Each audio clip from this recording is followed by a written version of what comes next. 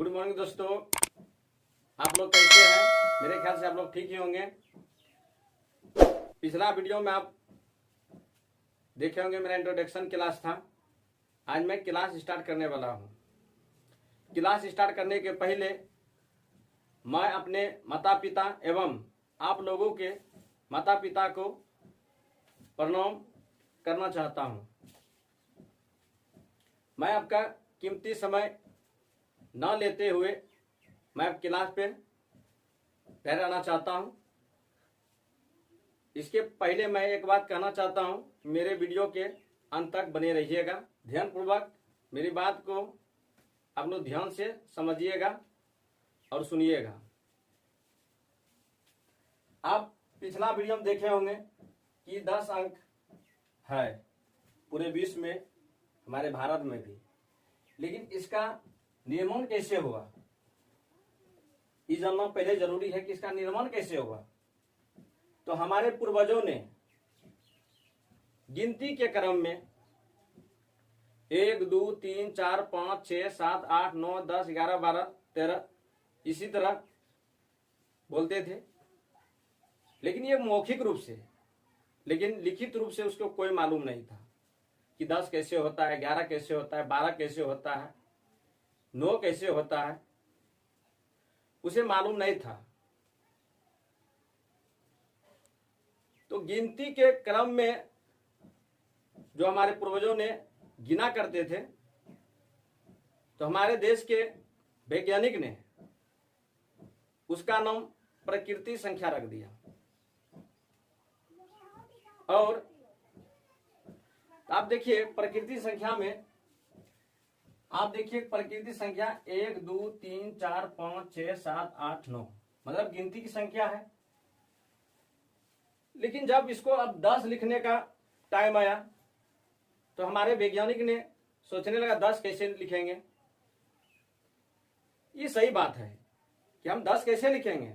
हमारे पूर्वज तो बोला कि 10 होता है मौखिक रूप से, लेकिन लिखित रूप से मालूम नहीं। तब हमारे वैज्ञानिक ने जीरो का आविष्कार किया, जीरो का आविष्कार किया। तो जब जीरो का आविष्कार किया तो हमारे देश के वैज्ञानिक ने इस संख्या का अधूरा माना था। जब जीरो का आविष्कार हो गया तो उसको एक अलग नाम से पहचान दिया। तो अलग वो नाम है पूर्ण संख्या। जब जीरो का आविष्कार हुआ तब इसके आगे तो हम 10 का निर्माण कर सकते हैं। इस तरह हम कह सकते हैं कि यही प्रकृति और पूर्ण से इस 10 का अंक का निर्माण हुआ। अपने मन से ये भी कह सकते हैं कि प्रकृति संख्या ना करके इसको प्रकृति अंक भी कह सकते हैं पहले, क्योंकि हम अंक से ही संख्या का निर्माण करते हैं। तो हमारे वैज्ञानिक ने पहले अंक का ही निर्माण किया होगा, प्रकृति अंक का, जो कि 1 2 3 4 5 6 7 8 9 तक था। जीरो का कोई आविष्कार नहीं हुआ था। फिर जब हमारे वैज्ञानिक जीरो का आविष्कार किया तो ये भी एक तरह से 10 अंक बन गया। तो हम इसको अंक रूप में उस समय के लिए हम कह सकते हैं, उसमें कोई डाउट वाली बात नहीं है। जब 10 अंक का निर्माण हो गया, जब 10 अंक का खोज हो गया, तो इसी 10 अंक से हम अनेक संख्या का निर्माण कर सकते हैं। दोस्तों अब संख्या का निर्माण करने वाला हूं। देखिए हम लोग संख्या निर्माण कैसे करते हैं। आप लोग देख लिए कि 10 अंक कैसे आया, ये 10 अंक का निर्माण कैसे हुआ। अभी 10 अंक से हम संख्या का निर्माण कैसे करते हैं, इसमें कुछ बिंदु आपको हम बताना चाहता हूं। दोस्तों अब थोड़ा ध्यान दीजिएगा, मैं कुछ बिंदु को इसमें दर्शाए हैं, उसके बारे में आप लिखिएगा। सभी संख्या अंक नहीं होता है और सभी अंक संख्या होता है। मैं एग्जांपल तौर पे आपको समझाना चाहता हूं। दोस्तों देखिए, हम 0 1 2 3 4 5 6 7 8 9 10 11 12 अनंत तक हम संख्या लिख सकते हैं। लेकिन आप लोग देखिए, 0 एक संख्या है, 1 भी संख्या है, 2 भी संख्या है, मतलब निम्नलिखित रूप से ये सभी संख्या है। लेकिन 0 से 9 तक इसको हम अंक रूप में ही कर सकते हैं, न कि ये 10 को भी हम अंक कर सकते हैं। ये 10 को अंक नहीं कर सकते हैं। 10 को हम संख्या कर सकते हैं, 11 को संख्या कर सकते हैं, 12 को संख्या कर सकते हैं, लेकिन 10 को अंक कभी हम नहीं बोल सकते हैं। जब 10 अंक का जब भी गिनती होता है तो 1 2 3 4 5 6 7 8 9 इस तरह हम कर सकते हैं, न कि संख्या के रूप में। तो आप लोग समझ गए होंगे कि इस बिंदु को जो हम लिखे हैं कि सभी संख्या अंक नहीं होता है, सभी संख्या अंक नहीं होता है। तो देख लीजिए, सभी संख्या अंक नहीं हुआ, मात्र ई यहीं तक संख्या हुआ, उसके बाद इधर अंक भी है, लेकिन सभी अंक संख्या होता है। ये सभी अंक संख्या होता है क्योंकि हम अंक से ही अनेक संख्या का निर्माण किया हूं। आप ये दो बिंदु को समझ गए होंगे। दोस्तों, आप संख्या अंक के बारे में जान गए और उसी अंक से हम इस संख्या का निर्माण किया। लेकिन आप कुछ छोटी छोटी बात को भी आपको जानना जरूरी है, क्योंकि आपका बेसिक मजबूत होगा तभी आप आगे जाकर के बड़ा बड़ा समस्या को हल कर सकते हैं।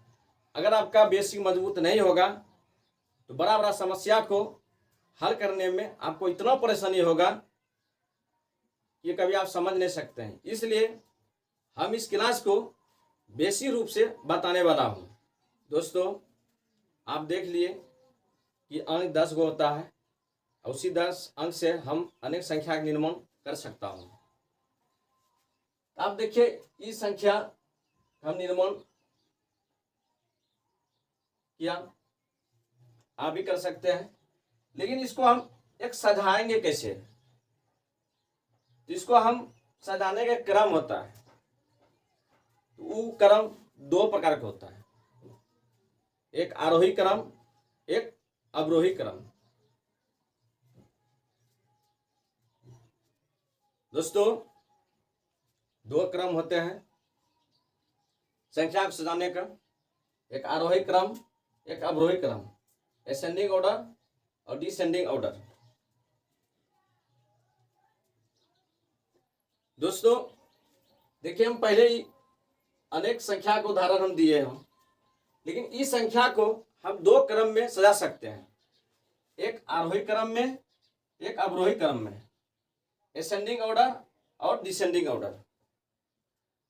तो आरोही क्रम परिभाषा मत याद कीजिए, मेरे बात को ध्यान दीजिए। छोटा से बड़ा की ओर जाना आरोही क्रम, अब बड़ा से छोटा की ओर जाना उसे अवरोही क्रम।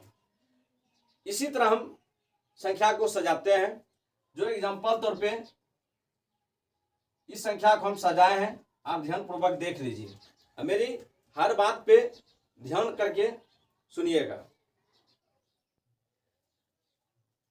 दोस्तों, अब आगे देखिए, यदि किसी के संख्या के आगे अगर 0 दिया हो उसका वैल्यू क्या होता है, और यदि संख्या के पीछे अगर 0 हो उसका वैल्यू क्या होता है, हम इसके बारे में आपको समझा रहे हैं। दोस्तों, आप इस 4 संख्या को देखिए, किसी संख्या के आगे क्यों न हम 0 ज्यादा से ज्यादा रख दें, उसका कोई वैल्यू नहीं होता, उसका कोई मान नहीं होता है, ना उसको अंक में गिनती किया जाता है, ना उसको संख्या में कर सकते हैं अगर किसी संख्या आगे 0 रहे। लेकिन अगर संख्या के पीछे अर्थात दाईं तरफ जितना भी 0 दे उसको संख्या रूप में गिन भी सकते हैं और अंक रूप में भी गिन सकते हैं। जैसे कि 7 के आगे 2 0 है ये 7 ही कहलाएगा और एक अंक ही कहलाएगा। लेकिन 7 के आगे अगर 2 जीरो दे दें, ये 3 अंक की संख्या कहलाएगा। और 6 के आगे 3 जीरो दिए हैं, लेकिन ये एक अंक का संख्या कहलाएगी, क्योंकि इसके आगे कितना भी हम जीरो दें उसका कोई वैल्यू नहीं होता है। लेकिन इसमें देखिए 4 अंक है और 6 के बाद 3 जीरो दिए हैं, ये 4 अंक कहलाएगा। अच्छे संख्या में 6 जर कहलाएगा, न कि एक अंक।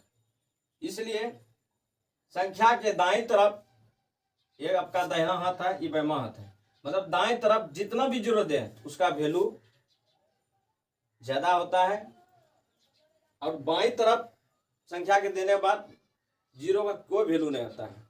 मेरे ख्याल से आप लोग समझ गए होंगे कि जीरो का महत्व क्या होता है। दोस्तों आप समझिए समीपतम संख्या किसे कहते हैं, उसके बारे में अब एग्जांपल तौर पे हम आपको समझा रहे हैं। जैसे कि आपका 0 किलोमीटर पे घर है और आप जब काम कर रहे हैं वहां आपका ऑफिस 10 किलोमीटर दूरी पे है, तो आप काम करने के लिए आपको जाना ही है प्रत्येक दिन, ताकि आप दूसरे के अंडर में काम कर रहे हैं। आप साइकिल से या मोटरसाइकिल से अपना घर से ऑफिस के लिए चल दिए, लेकिन 4 किलोमीटर जाने के बाद अचानक आंधी तूफान वर्षा आ गया। बताइए दोस्तों, और वहां बचने का कोई साधन ही नहीं है, तो बताइए आप घर की ओर जाइएगा कि ऑफिस की ओर जाइएगा। आप देखिए कि आपके जहां जिस स्थान पर वर्षा है आप और वर्षा हो रही है, वहां से आपकी घर की दूरी 4 किलोमीटर है और यहां से आपका ऑफिस 6 किलोमीटर है। तो कोई भी व्यक्ति, ऐसे भी कोई व्यक्ति अपना घर ही जाना पसंद करता है अगर कम दूरी पे हो तो। आप यहां से आप घर की तरफ आइएगा, ना कि आप ऑफिस जाइएगा, क्योंकि आपको ऑफिस जाने के लिए 6 किलोमीटर दूरी जाना होगा और घर आने के लिए 4 किलोमीटर दूरी करना होगा। कोई भी आदमी कम दूरी तय करना पसंद करता है। तो कहने का मतलब हुआ, अगर आपको कभी पूछे कि 4 का निकटतम संख्या क्या होती है तो 0 होगी, 3 का निकटतम संख्या क्या होगी 0 होगा, 2 का निकटतम संख्या क्या होगी 0 होंगे। मतलब 4 तक का निकटतम संख्या अगर पूछे तो हमेशा 0 ही होगा। दोस्तों आप आज समझ लीजिए। और 5 से हमेशा आगे की ओर जाना है, उसका निकटतम संख्या हमेशा 10 ही होगा। क्योंकि हम अगर 6 किलोमीटर चले जाएंगे, अगर बरसात देने लगेगा तो हम घर पसंद नहीं करेंगे, हम ऑफिस जाना पड़ेगा, क्योंकि इसकी दूरी ज्यादा है, उसका दूरी इधर कम हो जाएगा। इसलिए आप ध्यान दीजिए दोस्तों कि 5 का निकटतम संख्या 0 भी हो सकती है और 10 भी हो सकती है, लेकिन 6 का निकटतम संख्या हमेशा 10 होगी और 4 का निकटतम संख्या हमेशा 0 होगी। अधिकतर 5 का निकटतम संख्या 10 ही होना चाहिए, क्योंकि जब बराबर दूरी पे है, अगर हम जहां काम करने के लिए जा रहे हैं हमको वहीं जाना चाहिए, क्योंकि मालिक हमको कुछ ना बोले।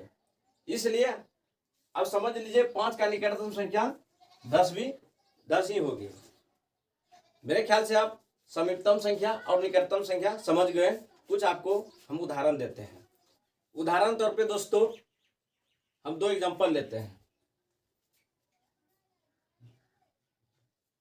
0 से 100 तक और 0 से 1000 तक, ये दोनों का आप समीपतम संख्या के बारे में जान लीजिए। 0 से 49 तक अगर पूछे तो उसका समीपतम संख्या हमेशा 0 ही होगा, और 50 का समीपतम संख्या 100 होगा। अर्थात 50 से लेकर के 100 तक की संख्या हमेशा 100 ही होगा। उसी तरह इसमें देखिए 0 से लेकर 499 तक समरूपतम संख्या 0 होगा और 500 से लेकर के 1000 तक की समरूपतम संख्या 1000 ही होगा। आप मेरे ख्याल समझ गए होंगे दोस्तों। अब क्रमागत के संख्या बारे में जानते होंगे या नहीं जानते, ये हम नहीं कर सकते हैं, लेकिन आज हम आपको क्रमागत संख्या के बारे में बताएंगे, क्योंकि आप जब बनाइएगा सवाल तो सवाल में आपको क्रमागत संख्या के बारे में दिया रहेगा। इसलिए मैं आपको पहले बेसिक सिखा दूंगा, उसके बाद आप देखिएगा ट्रिक की दुनिया में किस तरह नचता है।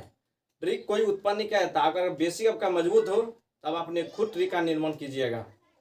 इसलिए दोस्तों आप पहले बेसिक सीखिए, पहले आप जड़ मजबूत कीजिए, तभी आप बड़े से बड़े समस्या का हल कर सकते हैं। अगर आपकी घर का पिलर मजबूत ना हो, अगर क्यों ना आप 10 मंजिल बना दे, एक दिन आपकी मंजिल टूट करके गिर ही जाएगा, ध्वस्त ही हो जाएगा।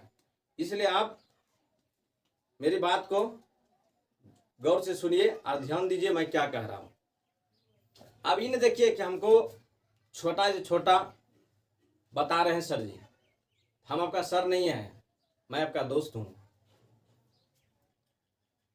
क्रमागत संख्या कहने का मतलब हुआ क्रम से आने वाले, क्रम से आने वाले को हम क्रमागत कहते हैं। जैसे कि 6, 7, 8, 9, 10, 6 से 7, 7 से 8, 8 से 9, 9 से 10। कहने का मतलब इस दोनों के बीच में कोई अंतर ना हो, इस दोनों के बीच में कोई तीसरा संख्या नहीं आए, उसी को क्रमागत संख्या कहते हैं। मेरे ख्याल से आप समझ गए होंगे क्रमागत संख्या किसको कहते हैं। दोस्तों आप अब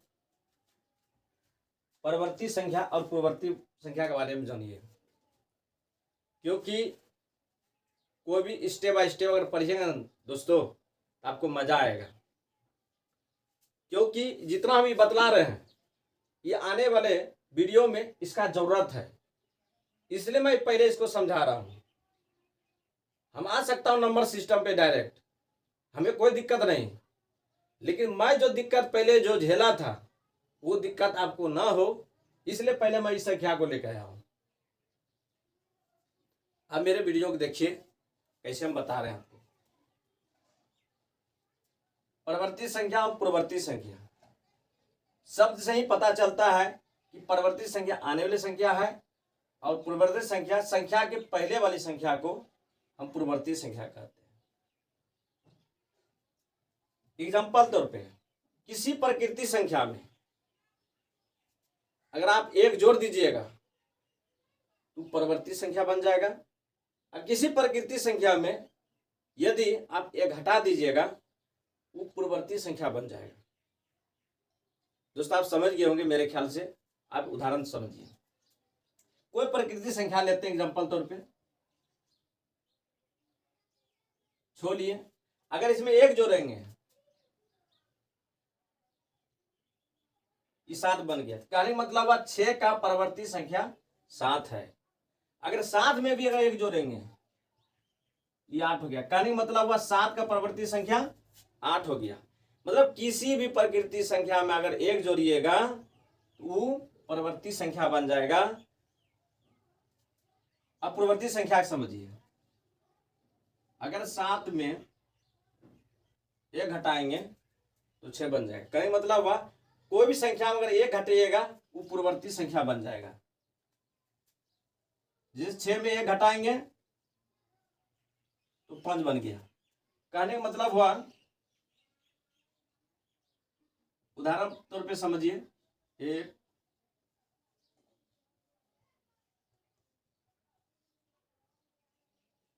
उदाहरण तौर पर समझिए 5 की पूर्ववर्ती संख्या 4 होगी और 5 की परवर्ती संख्या 6 होगी, क्योंकि 5 में अगर 1 घटाएंगे तो 4 हो जाएगा और 5 में अगर 1 जोड़ेंगे तो 6 हो जाएगा। आप मेरे ख्याल से समझ गए होंगे पूर्ववर्ती संख्या और परवर्ती संख्या। दोस्तों मैं आपको कुछ देर पहले प्रकृति संख्या पूर्ण संख्या के बारे में समझाए थे। मैं कुछ बिंदु को फिर समझाना चाहता हूं। आप इसमें देखिए, अगर कोई क्वेश्चन पूछ दे कि सबसे छोटी प्रकृति संख्या क्या होगा, तो 1 होती है। और सबसे बड़ी प्रकृति संख्या क्या होगी, तो अनंत होती है, क्योंकि बड़ा का कोई अंत नहीं है लेकिन छोटी का अंत है। इस तरह हम पूर्ण संख्या को कह सकते हैं कि सबसे छोटी पूर्ण संख्या 0 है और सबसे बड़ी संख्या अनंत है। आप मेरे ख्याल से समझ गए होंगे, लेकिन आप कुछ और समझिए।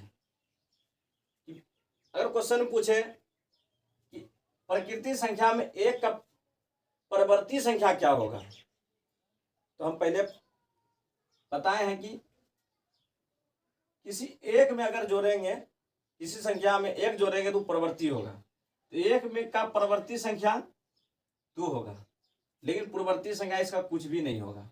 प्रकृति संख्या में 1 का पूर्ववर्ती संख्या कुछ नहीं होगा, लेकिन पूर्ण संख्या में 1 का पूर्ववर्ती संख्या 0 होगा और उसका परवर्ती संख्या 2 ही होगा। मेरे ख्याल से आप समझ गए होंगे। मेरे लैंग्वेज पे खाली ध्यान दीजिएगा, मैं क्या बता रहा हूँ। दोस्तों, आज का क्लास हम यहीं तक रहने देता हूँ। मैं लास्ट में यही कहना चाहता हूँ कि आप मेरी बात को ध्यान में रखिएगा, अपने घर में मेहनत कीजिए। मैं धीरे धीरे बड़ा से बड़ा समस्या कैसे हल किया जाता है, मैं उसके बारे में हमेशा बताते रहूँगा। और अगर आपको ये वीडियो अच्छा लगे तो लाइक कीजिएगा और शेयर